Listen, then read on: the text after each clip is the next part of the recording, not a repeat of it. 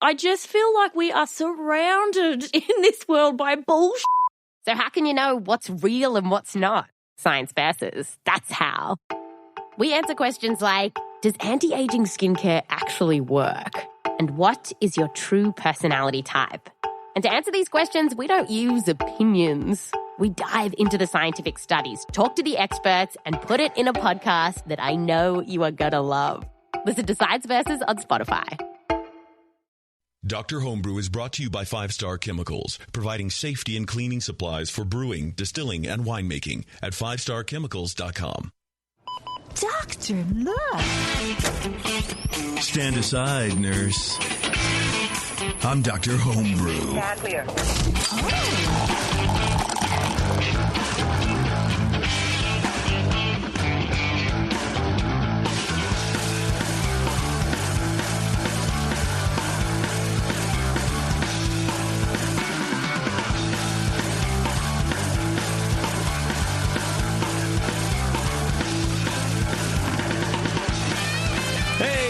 Welcome back. Here we go once again. Another show, Dr. Homebrew. So I'm screaming over my own intro like some sort of podcaster. Screening, is that a DJ term? Screaming? Oh, screaming. Yeah. Yeah. It should be, though. It sounds like a DJ term, but it's not, unfortunately. But you know what is a DJ term? It's puker. What's a puker? The guys that talk like this. K1017, here we go. All the hits playing all the time. Pukity, puker. Yeah, apparently that's called a puker. All right. Man, I'll work on that. Yeah. So right before the show started, I took a big sip of this Kolsch that I have, and I'm sucking all the foam off of my mustache because apparently it's like way too long. I'm some sort of caveman or freak. It's getting a little fuzzy there. You're letting yourself go now. You're it's a little weird, old man. Married man. Yeah, I don't give a shit anymore. That's it. Whatever. That chicken, she's stuck now, legally bound. I get half of her crap. Mountain man, here we come. Oh. And since I do podcasting for a living, she makes way more money than I do. Oh, whatever. Here we are, Dr. Home. We're about to taste a couple cool beers. In the meantime, though, or before we do that, let me welcome everybody to our show and thank our great sponsor, 5 Star Chemicals. You guys can get all your cleaning and sanitizing needs met from going to 5starchemicals.com. You know who they are, PBW, Star Sand, all those kind of great products that we've been using for years, man. And quite frankly, if you're not using them, you're doing something wrong, man. And it probably shows through in your beer, to be honest. 5 Star are great. Everybody on the show, everybody who sends us beers gets a nice little prize pack from 5 Star. Among other things, we have some really great other really great sponsors too. But 5 Star really, man, they drive this show.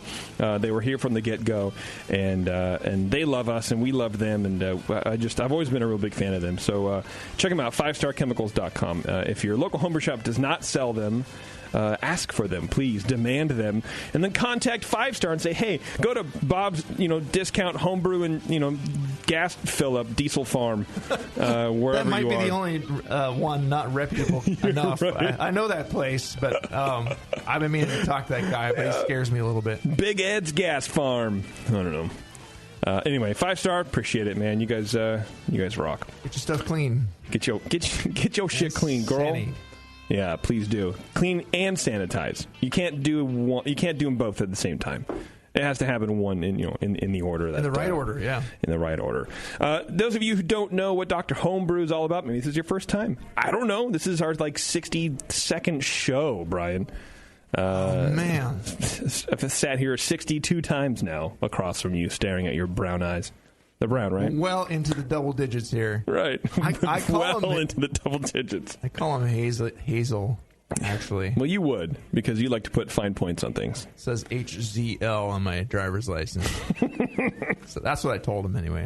They didn't really check. Yeah, they don't check. They don't need to check. Purple. They trust you. Yeah. You're a white guy from the valley. It's all right. You'll be fine. Our purpose here is to provide an outlet for you homebrewers, people who are listening at home and brewing at home, to get feedback on your beers. And this is, kind of a unique thing where you can actually ask questions of the judges, where normally in a traditional judging environment, you wouldn't be able to do that. You have your little score sheet, and that's kind of it. And you get the feedback, and you go, what the hell does clean? If it's good and clean, then why are you telling me there's a slight contamination? What the fuck what's wrong? I don't understand. or some of the beauty comments that you kind of get with judging. Because, let's face it, that person had 12 other beers before yours, potentially. It's a lot to write, man. Anyway, so... what does effervescent mean? Yeah, right, exactly. Or, how do I get more hop bitterness into my beer or more hop flavor? I'm adding all of my hops at 10 minutes. I don't understand. That kind of stuff. So anyway, if you're interested in doing all that kind of stuff, send me an email, jp@thebrewingnetwork.com. And we have the lovely Brian here, and normally... I was going to ask, isn't there normally another dude like what I've done with Lee? Next to me over here? Lee apparently has like the world's worst case of allergies. He's like allergic to something. Maybe it's me, I don't know. Who listened about a year ago might remember the hacking episode. Yeah. It must be episode 40 or thereabouts. Yeah, something like that, man. How many? It would be 20. What's 62 minus 24? It'd be 8. Like 38, right? 8. I don't know. I'm pretty sure you're wrong. I'm pretty sure it's 8. Can you play part of that episode? I just want to hear the hacking. I really want him to be here. We should just call Lee, and then he can hack for you. Yeah, fine. Skype him in. But to fill his place, we have Matt here from our local club, Doze. Hello. Right? Matt, you're a dozer. That's right. How you doing, man? I'm doing well. How are you? Perfect. Good. So you, my friend, are a national ranked judge. Yep. How long have you been judging? Oh, probably, I guess, 7 years now. Oh, wow. Okay. Yeah. Right. Yeah. It's taken me a while to get to the national level. I actually scored high enough to be national, but it took me a long time. I have a 6-year-old kid, so I can't judge all the competitions every other weekend. So it took me a while to get to that. Is that what it is? So you scored that high, but you can't. You're not just that automatically, or no. You have to get 20 points. Yeah, you have to continue judging points. Oh wow! Make you work for that. Okay. Yeah. Judgy people, man. I don't even know. See, I think I would fit right in. I thought I would fit right in with judging because I like to poke holes in things. I like to tell people where they're wrong. But I just can't. So anyway, before Matt got here, Matt was the last minute, fill-in. I really appreciate you coming by because I don't want to have to run the show and talk about beer. It's a pain in the ass. So I'm sitting here judging with Brian, and the first beer, I fill out the sheet. It's okay. David Teckham, who taught me, he would probably make me do sentences or something like that. This is atrocious. And then I just gave up like halfway through the second one. I'm like, I don't even know. I fucking hate doing this. Well, yeah. I hate it. Unbeknownst to many of our listeners, JP has been certified as a BJCP judge. Yes. He has taken the test. I've taken the test. I have a card-carrying member, Brian. Yes. Somewhere. Look at that. G1029. And there you go. I carry the card around me like I'm ever going to have cause to show anybody. Are you, sir? Now, be honest with me. Do you have any proof at all that you are who you say you are? Why, yes, I have my beer judge certification card on me. Should I have worn my pin tonight? You should have. Yeah. Unless it would have slowed you down getting here. Yeah, I laminated my card, though. I'm like... You did. Man, I just had this weird... Just sidetrack real quick because I got these fucking chills. You ever like some sensations, like tactile sensations, you can't stand? Like for me, it's. I'm thinking about it right now, and I get like tingles up my spine. Rubbing a paper napkin together, with your fingers, or like tearing a cotton ball. Oh yeah, So apparently, I found another one. Running my thumbnail up a paper card, like I was putting that card in my wallet, and I scraped my paper up, and it's like, ugh, I got goosebumps. Whatever. Anyway, I don't like it when you click your teeth off each other, so, like you accidentally kind of, whatever. You just push the bottom part of your mouth out, and it clicks against another tooth. Scrapes on that. Not that you chipped your tooth, but it doesn't hurt, but it just it makes you feel icky. I don't know, man. There's some sensations that I don't like. But anyway, the sensation I do like is Skyping our good, close personal friend, Mike Ferris. Mike, are you with us? I'm here. How's it going? Good. How you doing, buddy? All right. Pretty good, man. Thanks for joining us, man. No problem. It's a little late here on the East Coast, but you know what? There's Monday Night Football, and it's good to go. I appreciate you joining us, man. Hey, no problem. So you sent us an English brown ale. And, did. Yep. You're our first victim here on Dr. Homebrew, man. Welcome. Yeah. All right. So a couple questions just to get out of the way because I think people like hearing this. I don't know. How long have you been a homebrewer? I started, I would say it's like 3.5, 4 years ago now. Yeah. Okay, that's pretty good. That's a good chunk, man. I did, I don't know, maybe 10, 15 batches with the extract kits and whatnot, and then went to partial mash, and now I'm doing all grain. How many partial mash kits did you do? Probably 2, 3. I think that's either the way. Either you do a couple. I did 3 myself, and I'm like, screw this. I'm just going to go all grain. Or you just kind of do a bunch. I don't know anybody who's done. Well, I've done 8 or 9, like a good healthy amount before moving on. It's either a little bit. It's once you get the kind of the idea of it, it's kind of easy to just jump on into the all grain stuff. I think. Yeah, I think so too. Natural progression. Yeah, for sure. Okay, so English Brown. Have you made a beer like this before? I actually made this beer. This was one of the very first all grain beers that I made, and I really liked it. And I gave it to a couple of my buddies, and my friend Neil actually asked me to make it for his wedding. So I made a batch of this, and this is probably the 4th or 5th time I've made it, but I'm not real sure about it. I got a couple questions, but I want you guys' feedback first, I guess. Yeah, absolutely. So, Matt, you missed out on the judging. I don't know if you, and so I stood in for you. But so you have some of this beer in your glass now. Mm-hmm. Feel free to just jump in with anything you notice. Yeah. Okay, so and we had asked if it was a northern or southern English brown, and you said you didn't really. Well, that's part of my question, I guess. Okay, it's one of them. I think it's. I've done some reading, and I think it's the southern that's kind of difficult to get here in the States. Mm-hmm. I think Newcastle's a northern English, but in the States here, it's hard to get a southern English brown. So I'm not really sure what it is, to be honest with you. Okay, did you make it to go for a northern or southern, or you just kind of made an English brown and want to know after the fact where it falls? Yeah, I made an English brown, and I liked it. And I just kind of was curious as to where it would fit and what you guys think about how the characteristics of the yeast that I used goes with that. Okay, awesome. Well, Brian, you want to lead us off here, buddy? Yeah, you betcha. Thanks, so the Northern English is more like Newcastle kind of a thing. It's a little higher gravity than the Southern English in general. The Southern can be a little have a little sweetness and a little richness, but the Northern English should be kind of nutty and just a straightforward English brown kind of. It's the one that you're used to, and not many of us judges have had the Southern, so we just judged it as Northern and went for it that way. So we had a couple of bottles here. The first one we opened actually gushed kind of. Got real happy over there in JP's lap. I had to shove it in my mouth to catch all the foam. He literally just shot it right into his mouth. So I had another bottle. It's also the first time I ever shipped beer. Yeah. So and it's come from North Carolina. I don't know how it got treated on the way there. So yeah, I could be part of it. I don't know. I think we're seeing a little bottle variation there. So we talk about bottling procedures, but the second one we opened seemed to be the least gushy. It didn't gush at all. I just opened it really gently, and it had been in my car on the way here. So actually, it was the one we would have preferred not to have to use, but we did. Even the being shaken up, it didn't gush. But anyway, I got in the aroma. I thought it was a pretty pleasant aroma. Had a nice low chocolate note with hints of toffee.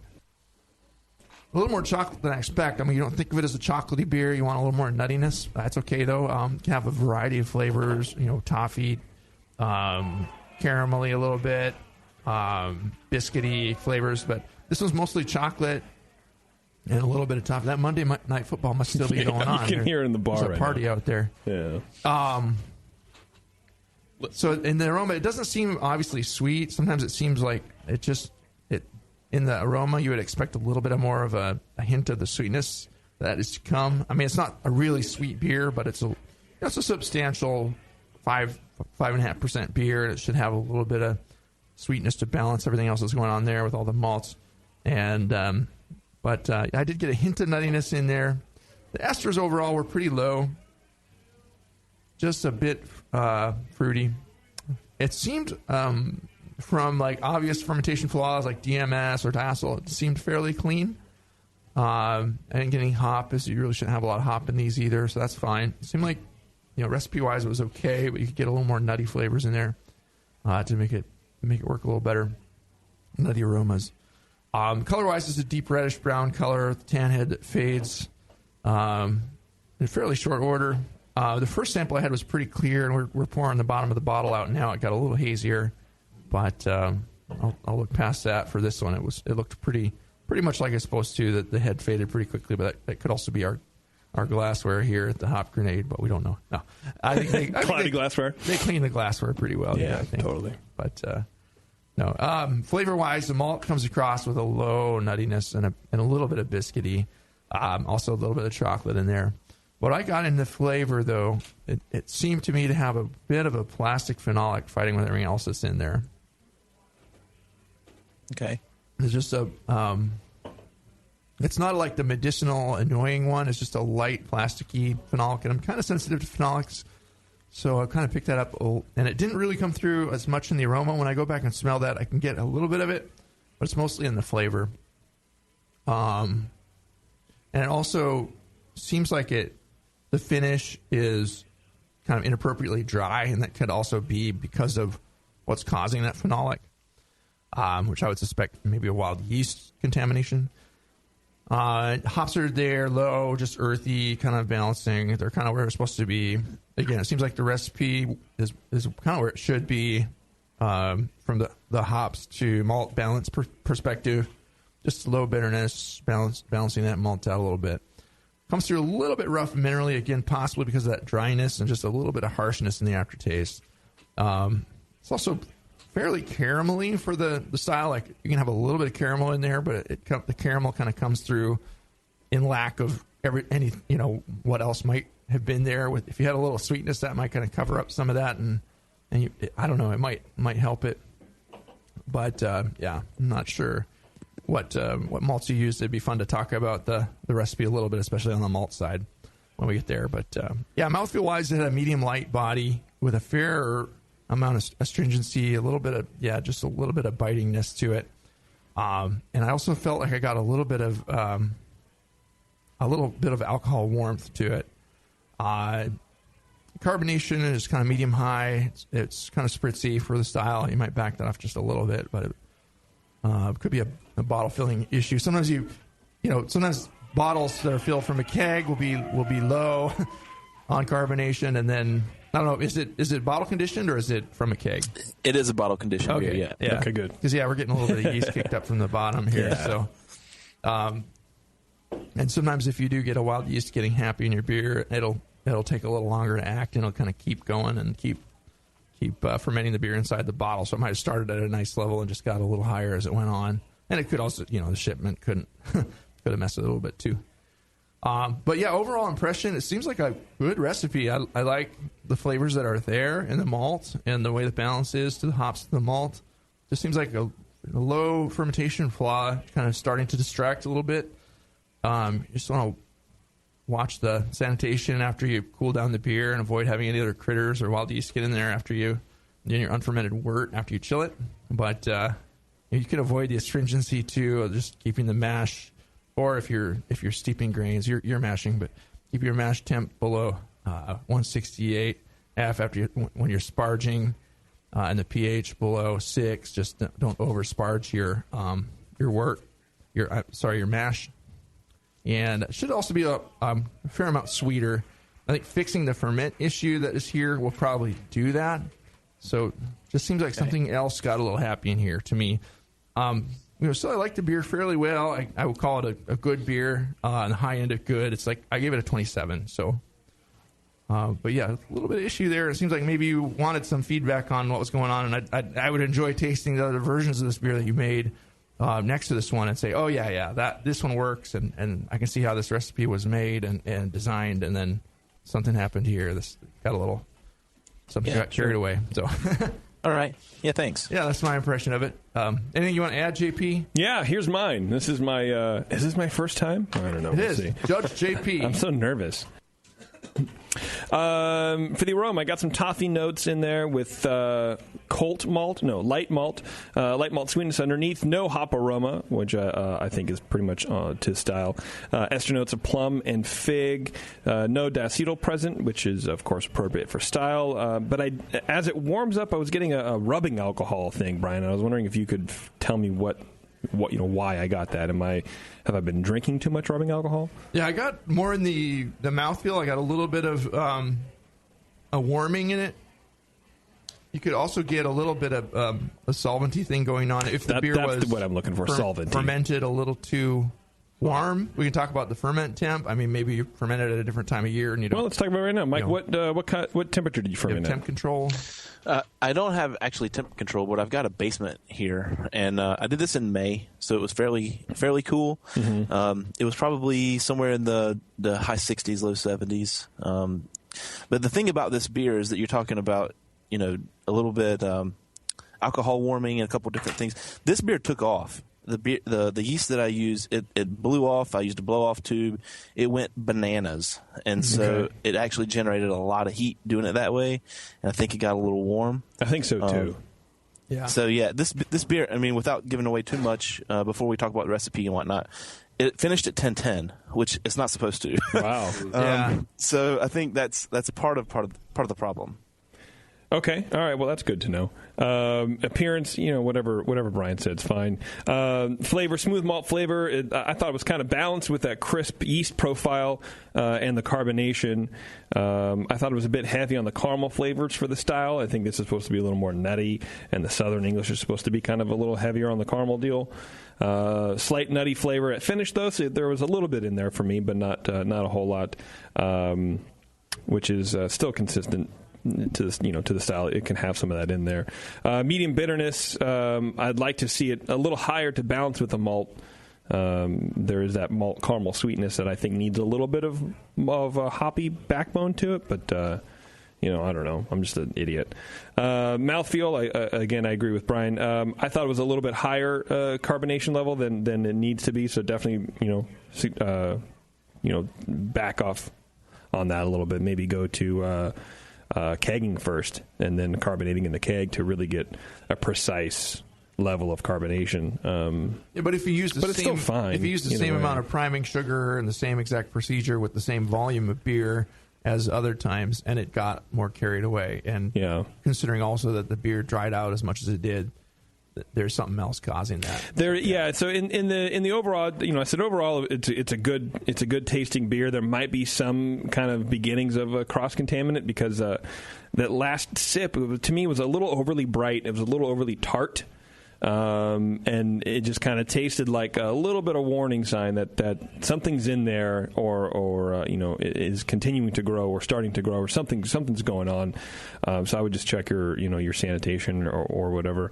I gave it a 30 out of 50. And I won't bore you with all the other details because I don't know, I'm not good at it. Matt's over here just kind of tasting it for the first time with us. Do you agree with a lot of the impressions there, or I didn't have a chance. Did you get anything interesting out of that we didn't really call out? Right. Yeah, I didn't have a chance to fill out any. That's all right. Form on this, but just sitting here drinking it, I definitely right off the bat I got sort of that tart green apple thing that at first I thought was a little acetaldehyde, but as it warmed, to your point, Brian, it was a little phenolic and but super caramelly, and maybe those two things were fighting each other a little bit in the aroma. The almost clovey phenolic. Okay. Yeah. And appearance, just like you guys said, it's I guess I'd like a little bit more hop flavor in this, a little earthy hop. Yeah, something, right? Yeah, to balance sort of that chocolatey, caramelly sweetness.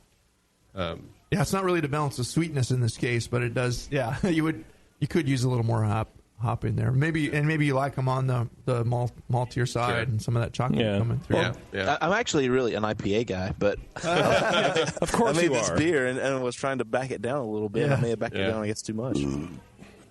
So what was your let's talk about your recipe then real fast. What was your recipe like? Sure, it's 9 pounds of maris otter, half pound of caramel, and it's a 5-gallon batch. Okay. 5.5-gallon batch, actually. 9 pounds of maris otter, half pound of caramel malt, half pound of chocolate malt, and that's it. Pretty simple, yeah. What about your hops? It's an ounce of Fuggles, 4.2 alpha at 60 minutes. And the yeast I used it's a Burton Ale yeast, WLPO 23. Okay. Some of the feedback I've gotten on this one before is to use a different, like maybe a London Ale or one of those other English yeasts. What do you guys think of that? Is the Burton Ale appropriate for this? That should work. From what I've found, every time I've used it, it comes out really fruity, and it blows up. I mean, it's a thick Kreuzen that blows. The first time I used it, my girlfriend at the time, she's now my wife, we ended up with Kreuzen all over the ceiling. Like it blew. Oh wow! Up. I spent like a couple hours cleaning yeah. Burton. I didn't think Burton, the English yeasts, did that kind of thing. It was crazy. Wow. Matt, any reason why that would happen? To your point, JP, I did get a lot of that. He said fruity. You got the plum and okay, good, and good, sort of raisin. Yeah. I know what I'm doing. Apparently, it started at 10.57 and ended at 10.10, so that brings it up to 6.2. So it's a little higher than I thought. The first time I made it actually started at 10.50ish and ended at 10.13. So it was a little sweeter, not as high alcohol. Came out at 4.4 there. Did you make it was really easy drinking, and this one does seem a little harsher. I mean, I kind of sitting back and judging it. This one's been sitting since May. I mean, I made this in May, so it's been a while. Yeah, you could try the Burton yeast might be more in a pale ale or something. You could try a Nottingham or a London Ale yeast in the brown and see if it does a little more. Does Burton slam it like that? I mean, is that normal, or is that because maybe he does have something that got in the fermenter before everything? Yeah, else? In this case, it seems like something else. It might dry it out a little more than the other ones, but you would think with a giant takeoff like it sounds like he had with the Burton, there wouldn't really be any room for anything, right? I mean, to me, that's a sign of a good ferment is when it just is going roaring, going gangbusters. There shouldn't be anything to really dry it out that far, was right? it a big pitch? Did you do a starter? Yeah, it was. I do starters. I've got I don't know what the size. I'm trying to turn around and look at it. It's maybe a another minor flask over here. But yeah, I mean, I make a decent sized starter and pitch it all, and then within 24 hours, it's pretty rolling. Everything I do is like that. I mean, if something gets happy in your starter too, that can compound a problem. Like if you smell a starter after you've made it and it just doesn't smell right, you can kind of double check yourself that way. I don't know if you did that or not, but if you get like, oh, that smells a little phenolic and weird, maybe I shouldn't use this. You can run down to the homebrew shop and get 2 packs of the yeast and just go for it that way. I don't know if you've ever used Burton or not, but right out of the vial, it smells that fruity funky fruity. I don't think I have actually. Maybe I'll have to give that a shot. Because it makes a killer pale ale. Yeah. I think. I think the yeast selection is fine. I think it works well. Yeah. And did you mention the hops yet? What did you use in there? Yeah, Fuggles. That's right. Fuggles hops. Yeah. And it was just I try to keep it as ounce or authentic as something. possible. Yeah. Yeah, it's good to use the right ingredients. And again, it seems like the ingredient choices and the recipe were pretty good there. So you're saying a little high on the caramel malt, maybe? Yeah, you might knock that down a little bit and maybe try some Victory or some special malt in there. And just, try to get a little more biscuity flavors in there, a little nuttiness. Yeah. Might help in there. All right. The caramel, caramel is okay in here. You just seems like you just have caramel and chocolate, and that's what I'm getting in the aroma. It's just like it's caramel and it's chocolate. Yeah. And it's good. It just doesn't quite fit the profile. You need something And the only real nuttiness you're getting is probably just strictly from the maris otter, I'm guessing. Probably, yeah. You're using authentic ingredients, so that's good. Yeah, that does make a difference, and you're going to get a little bit of nuttiness just from the maris otter. Just a little bit of that English characteristic, bready, rich flavor, but it's not going to be quite as nutty as you need for this beer. Well, and so what are you going for? Are you going for just an English brown that you like to drink and you kind of are fiddling with the recipe, or do you want to hit a Southern English or a Northern English? No, I really don't care, to be honest with you. Okay. I've never entered a competition. I've never sent anything off for judging. Some people don't like a nut brown, like have a really big nutty character. It's just, that's all you get, and it's a one-trick pony. That can be a little annoying on the other side of the spectrum too.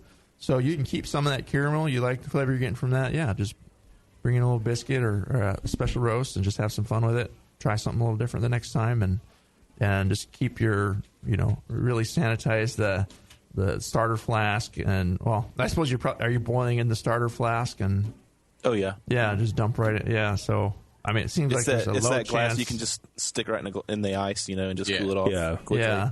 Once it's cooled, if you get some wild yeast falling in there, but you would think that the intended strain should take over pretty well if your packet swelled up nicely or it was a pretty fresh vial. Oh yeah, I don't know. Yeah, could have been something in the bottling post ferment. Sure, could have been a bunch of stuff. So could come up anywhere. Just maybe pay attention. Just run through everything with some Star San or some PBW rather, and everything post ferment just to knock it out, just to make sure just take a day and strip everything and clean it out. Just real sure. And then on the bottling side too, change out if you're looking at your plastic tubing, it's starting to get a little discolored, or you've been using it for a year and it hasn't been changed. Just change that stuff out. If you got a bottling bucket that's a little funky, get a new one. They're not that expensive. I wasn't here when you opened the bottles. Since then, I've started kegging too. So it's awesome. Nice. There you go. Once you go keg, you never go back. That's true. That's true, man. I hate cleaning bottles. Yeah. I wasn't here to watch you guys open the bottles, but you said that there was a gushing issue. And, it was. It was the kind of slow push. Up. Yeah. So that was the terrible. That wasn't the bottle that we tasted though. It was the other one. Yeah, it was the other one. All right. Yeah. JP sucked on that one, and I wasn't about to sample that. I went down for a nap, had to burp. Just curious. Yeah. Just curious from you guys. Does shaking it up from here to California, does that do anything? And I'm not, like I said, I'm not trying to make any excuses or anything. I want to know, because the one I just pulled from my refrigerator didn't do that at all. And it's been sitting there since May. But I'm feeling like I'm tasting the same thing you guys are kind of tasting, so I'm just curious if just shaking it up and getting the yeast moving again, is that gonna blow the top off of it like that, or is that something that's definitely in there? That's a good question. It would be if just shipping it shouldn't do that. If you're shipping it for a competition and it's going to be judged 2 days after it lands there, a bottle conditioned beer is going to get shaken up a little much, and you might not want to do that. Sure. You might want to bottle from keg instead, or give it a good solid week and a half to sit and hopefully settle. But yeah, if you ship 2 bottles in the same package and one of them gets shaken up and the other one, or they both get shaken up to the same level, one of them gushes, the other one doesn't. There's obviously something in that one bottle that sure landed in there, or when you transferred it, something happened. Yeah. Something from the who knows. Well, it's a reused bottle, cap, so some it dust may not have been clean. Garage or wherever you filled it, whatever. Yeah. But yeah, right. The bottle can have a little scum at the bottom. Yeah. Okay. Well, Mike, do you have any other questions for anybody, for the guys? No, it was just nice to hear feedback from somebody that actually knows what they're talking about. Because my friend, my friends like my beer. For sure. Buddies like my beer, and no, I can see why. I just kind of want to know what's going on. It's good beer. It's very drinkable. It's not. There's not anything really. There's nothing intensely offensive in here. It's a good recipe, and you can drink a lot of this. But keep it cold. For style, you want to adjust it a little bit if you want to nail that style, and then this one might have got a little funk, but. Yeah, keep going, keep brewing, and the next one will be better. So it definitely sits in the northern style. Is that what you're telling me? I would say, yeah. Okay. Yeah. More northern than southern, right? No. Isn't southern more caramely than northern? Well, the southern could have a little more caramel richness, but this, it also wouldn't be this strong. It's not going to be a 1050s like you wouldn't get that alcohol would be an obviously flaw in it. It would just be like smooth and a little bit, it would be a little bit sweeter than this. So I think this works as northern better than southern for those reasons. Okay. It's got characteristics of both with the caramel and the alcohol content, though. Yeah. So you just got to choose which way you want to go next time, I guess. Or not. You don't have to do anything. It's a nice hybrid. There you go. An English hybrid beer. You made it a new style. All right. Yeah. All right, Mike. Thanks, dude. I appreciate it. Thanks for sharing. I appreciate it. Thanks for the feedback, guys. All right, man. Have a good one. Go get some sleep. Thanks for hanging in there, yeah. All right, man. Bye. Later. Cool. Awesome. Nice dude. I like the East Coast guys. The East Coast guys. Okay, we're going to take a break, and then when we come back, we're going to drink a, what did we figure it out? It's a Brett beer. It's not a sour beer. It's a Brett bear, right? It's a Brett Saison, a Belgian specialty. Belgian specialty. Yeah, it's Dr. Homebrew, everyone. Stay tuned. We'll be back after this. Hello, fellow BNers. This is Sully from the 21st Amendment Brewery located in San Francisco, just 2 blocks from Giants Park. Before Nico and I opened the 21A and before I was a professional brewer, I homebrewed on my small 4-burner apartment stove in a back house in Santa Monica, California, making my extract brews before graduating to the daunting idea of all-grain brewing. Homebrew books and information was hard to come by back then. The internet hadn't been invented yet, along with other things we take for granted today, like electricity and potable water. One thing I wish I had back then when I was learning was a radio show that could teach me the ins and outs of brewing and answer questions that I had about homebrewing, a resource for making great craft beer. The 21st Amendment Brewery is excited to be a proud sponsor of Dr. Homebrew, a great show that teaches you what you need to know about making incredible beer. Good stuff. Listen up, you might learn something. I certainly did. And thanks for your support. Tasty Crack Kings. Since the first time the Brewing Network microphones turned on, More Beer was behind it. More Beer sponsors the programming on the BN because, like you, they love brewing. And like the Brewing Network, they love sharing their knowledge. Morebeer.com isn't just a website to place your next equipment or ingredient order. Morebeer.com also gives you access to free beer information that will make you a better brewer. Go to morebeer.com and click into the Learning Center. You'll find podcasts, technical facts, video tutorials, and more, including access to The Buzz, More Beer's social network of more than 5,000 members. And some of them might even be crazier about beer than you are. Get over to morebeer.com today and take advantage of The Buzz, the forum, the Learning Center, and make sure you're signed up to receive the newest More Beer catalog. More Beer, bringing you absolutely everything for beer making. That's it. I've had it. I am never putting hops in my beer again. What? Why? It's just too ridiculous. Insane prices, stupid contracts, high shipping costs, crappy selection. Dude, you need Nico Brew. Nico Brew will rock your f***ing face right the f*** off your f***ing skull. $5 shipping to all 50 states, plus fantastic international rates get you low prices on Nico Brew's great selection of hops and more. Whether you're a home brewer, a pro brewer, or a homebrew shop owner, Nico Brew can get you the hops you need in increments big and small, single orders, spot buys, or full contracts. And there's only one place to join the uber special secret elite bare bones club where you'll get the best deals anywhere. Holy shit. NicoBrew.com. NIKOBREW. Nico Brew, your bare bones buddy in the brewing business.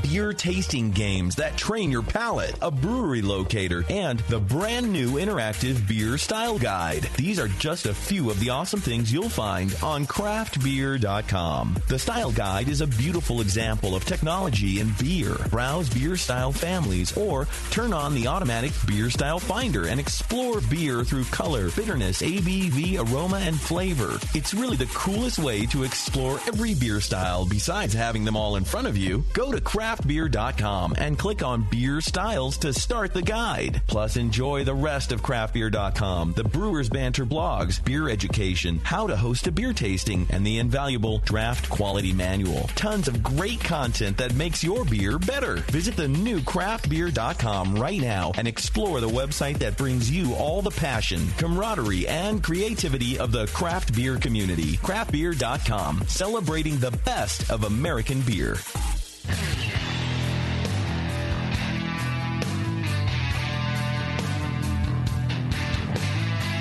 Now, back to the examination.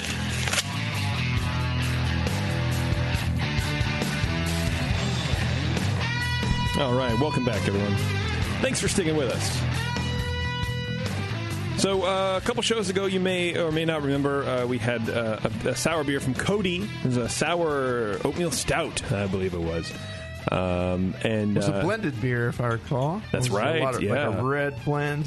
Yeah. With a lot of different stuff in it. It's good. I thought it was tasty, man. I already got mine right here. Thank you, though. Well, Cody can't join us again, but he did send another beer, and we're going to use it. We're going to drink it, and we're going to enjoy it. What was this, Brian? A Belgian specialty? We're calling it a 16E Belgian specialty. All right. And what Cody did with this beer is he's calling it an amber Brett beer. And amber Brett beer. In parentheses, Saisonish? ? It has a Belgian grain bill with pale aromatic Caravien with American hops added at the mash and in the whirlpool. We don't know if that's the only place the hops were added, but there's not a lot of hops here, so whatever. And fermented with 6 different yeast strains. Wow. And That's it had a yellow rubber band around it. That's all we know about the beer. I thought the note read, it tastes like yellow rubber band. It tastes like yellow rubber band. No.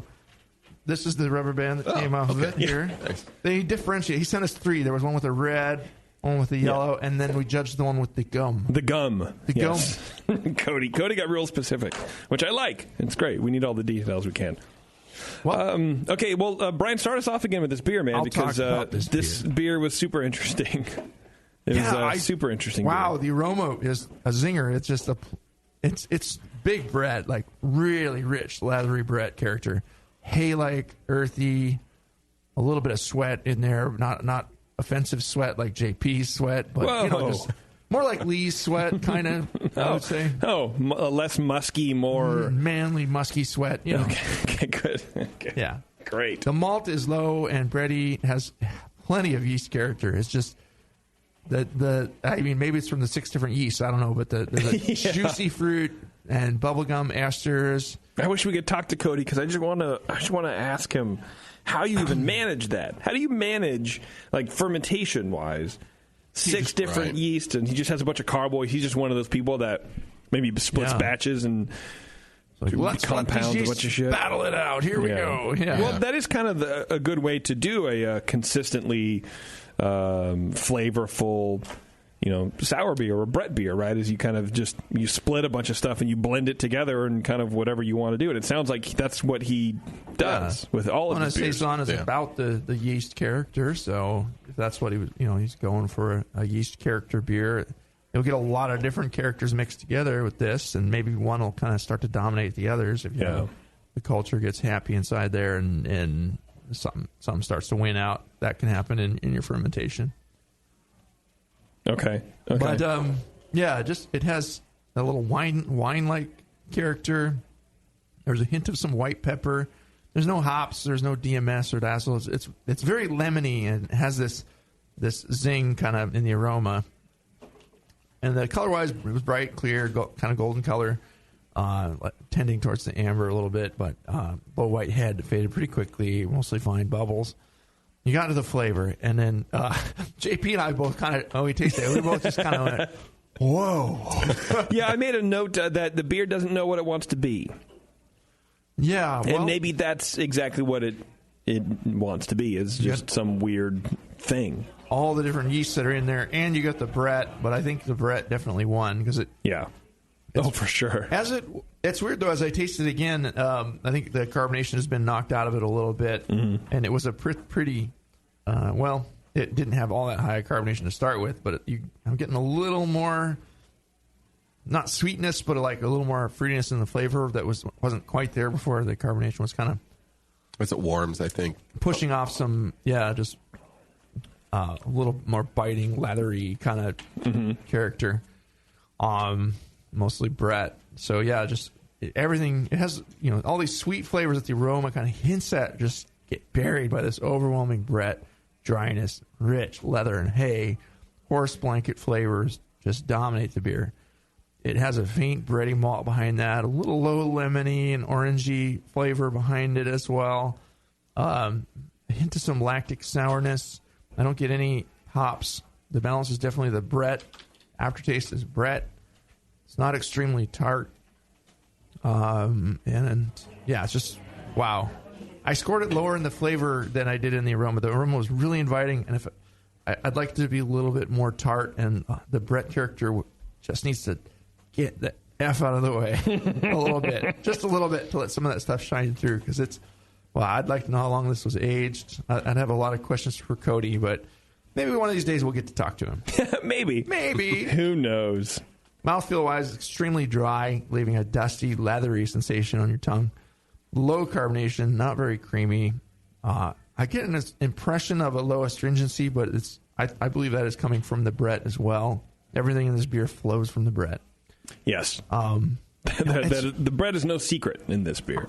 It's not subtle. It's not like, oh, hey, here's a little Brett. Like, hey, brother! Right. Your Brett's here! Very inviting aroma. Overall, I'd say just like the aroma is great. I wouldn't change that at all. But just it would be better served by a beer with a bit more tartness. Still, as it's declared as a Brett beer, it is called a Brett beer with maybe Saison-y question mark. You know, that is kind of right. It's like, well, the Saison-y isn't really coming through, question mark, hence the question mark. It works as such. The Saison-like character is very muted. I would age this, on some lacto before adding the Brett. You put some Rose Solaire in there and let it get a little happy, and then add your Brett whenever you want to. 7 or 8 weeks later or something, and let that go. But too much Brett, you think? It's just too much. Yeah. Okay. Perhaps the beer could be blended with something a little zingy and tart and sour. But sometimes you get those Brett beers, and I kind of want some of the Brett only beers to be a little more sour. I think this is probably just a Brett only beer. I might be just imagining the lactic sourness. I don't know, but yeah. Are there 6 different Brett yeasts? There are strains. There are quite a few different strains of Brett. Bruxellenses, Animalis. I can think of. Right. I can think of 2. Right. Matt, help me out here. No, I would imagine that's not what he meant by 6 different yeasts. Yeah, he might have just used 6 different brewing strains with different, one Brett. I don't know. Yeah. Whether he blended 6 different beers or actually, I'd love to know that decision process. Yeah, one day, Cody, we will talk to you, dude. But I gave the beer a 34. I thought it was pretty pleasant overall.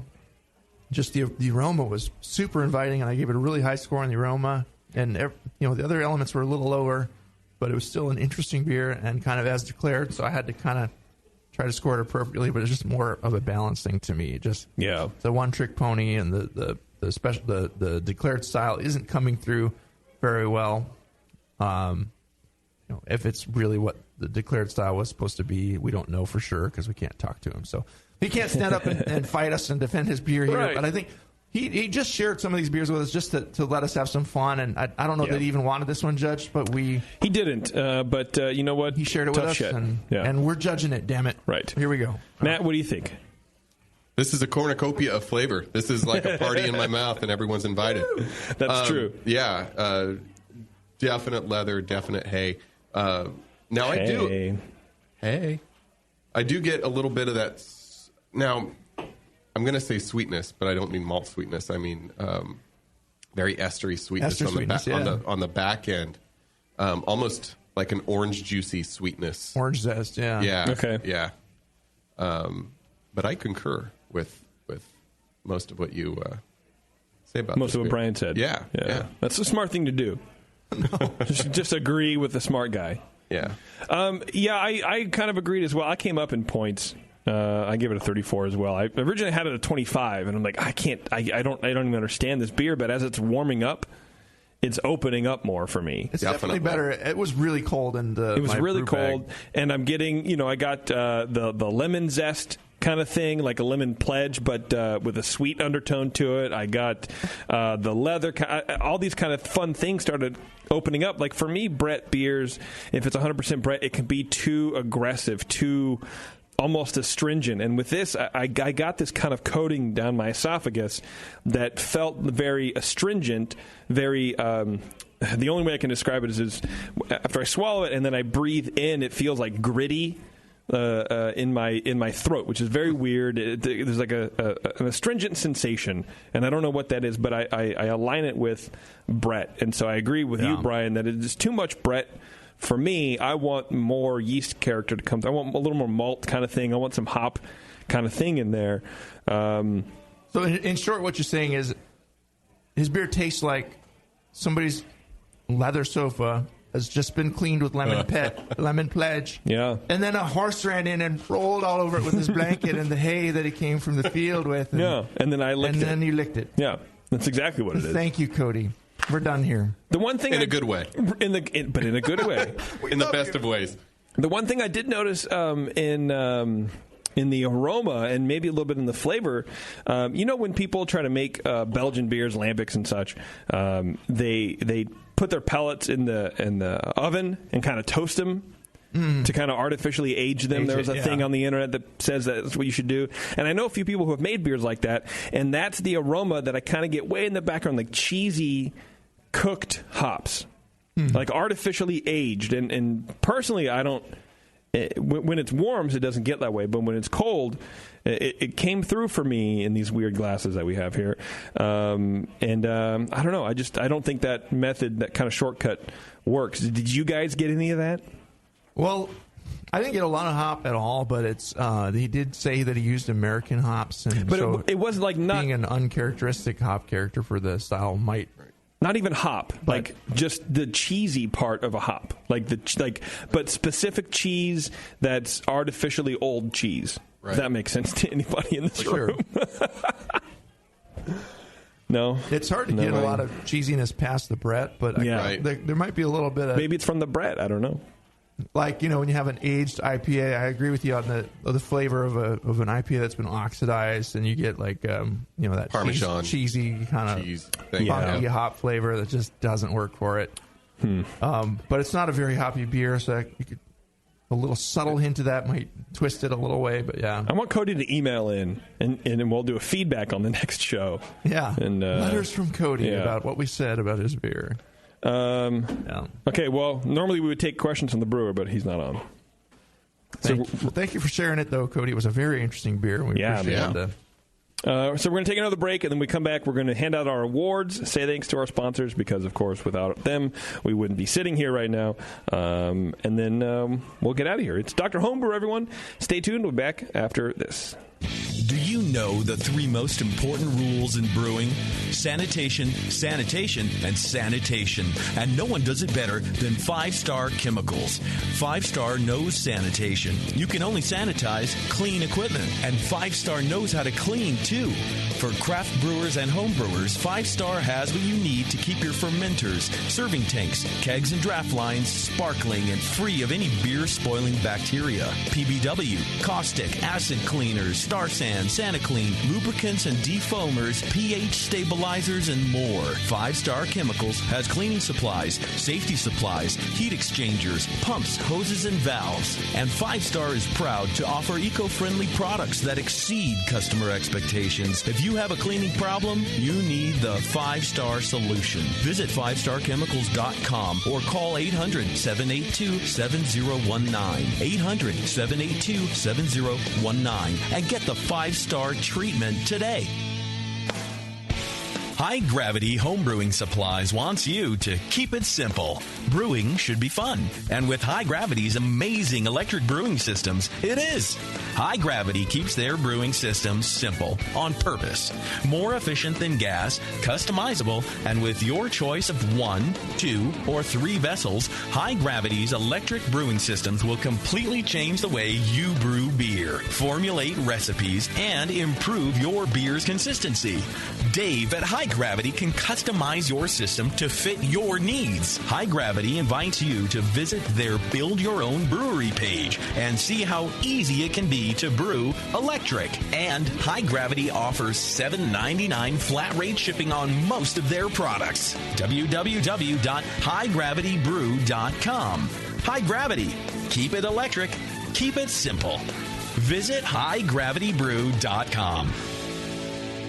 Ken Grossman of Sierra Nevada Brewing Company says making great beer is hard. Making the same great beer every day is harder. Brewers Publications announces its latest release for breweries of any type and size. Quality Management, an essential guide for brewers by Mary Pelletieri. Proper quality management for small, regional, and national breweries is critical. Whether you are an established business or brand new, learn the best ways to create and manage a quality system in your brewery.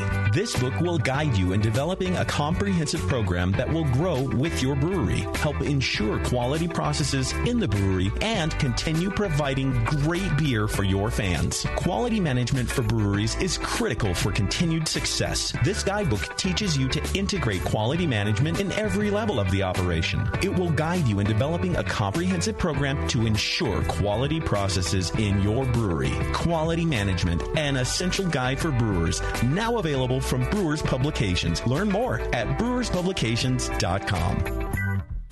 Admitted, homebrewing is not always free of frustrations. Years ago, brothers Bill and Jim Mitchell decided to minimize those frustrations and create an entirely new brewing process and a brand new kitchen appliance, the Pico Brew Zymatic. The Zymatic sits on your kitchen counter and connects to the internet via Wi-Fi. It comes with access to a huge recipe library full of award-winning beers and can brew your next batch at the push of a button.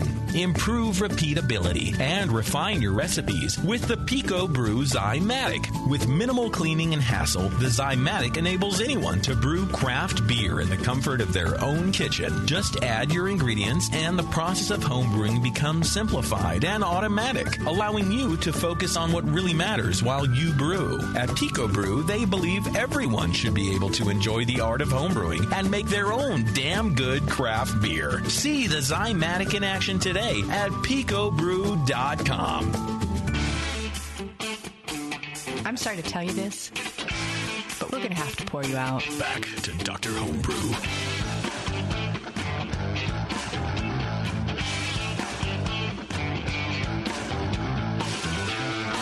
All right, thanks for hanging with us, everybody. We're about to wind up the old Dr. Homebrew sesh here. But Brian had some cool little interaction while you were judging, I think, right? A couple weeks ago or last week? Well, I was actually proctoring an exam, and it's we finished proctoring the exam. The other judge and I, it was one of my judging mentor, Dave Teckham, who you mentioned earlier in the show. Yeah. It works up in the Sacramento, Elk Grove region up there, and gives a lot of exams. So I was, just tasting the beers that the examinees taste. When you're a proctor, you rate the same beers, and then they're judged against how you perceive the beers and what you pick out in them as well. So, but I was just like, come out afterwards, and examinees come out of their area, and we come out of our area, and just started chit chatting with some people and having a beer. It was at the New Helvetia Brewery up in Sacramento. There, pretty good place. Anyway, this guy was like, "Yeah, your voice sounds familiar. Are you?" And it's weird. I get this once in a while now. Like, people hear it. Are you on Dr. Homebrew? I'm like, yeah, that's me. He recognized you by your voice. He's like, you know what? Oh wow. The guy's name was Conrad something or other, but he's like, you inspired me to become a beer judge. I listen to you guys' show a lot, and just like then he heard about David's class and stuff, and he does a great 10-week session for these brewers to bring them up and really get it going. But yeah, like just he's just educating himself, listening to the Brewing Network. And it's the first that I've ever heard of anyone being inspired to actually get certification to become a beer judge. Yeah, just not just by listening to the show. He obviously has some other. He has a passion for sure. Background. I didn't chat with him extensively. I think we kicked off the idea. That's for sure. I was pretty flattered. It was kind of a cool thing, to learn that he had done that. And that's pretty cool. Hey, if anyone else wants to learn more about the brewing, go to bjcp.org. There's a new study guide coming out for 2015. There's new style guidelines out this year that we'll probably start using next year a little more. We're still kind of working off the 2008, which you can still use this year. But it's there's a lot you can get into if this resonates with you and you're tasting beers along with us, especially the calibrations and things like that. You're like, I could do this, and you can if you really study, get together, get involved with a homebrew club, get involved with someone who's a judging mentor, who like a master level or higher in your area who does classes. And you can make a go of it, and absolutely, eventually come. Even and I replace can us. do it. Yeah, even Matt and I can do it. Yeah, you can. Whatever. I just lumped Matt into complete failure, like me.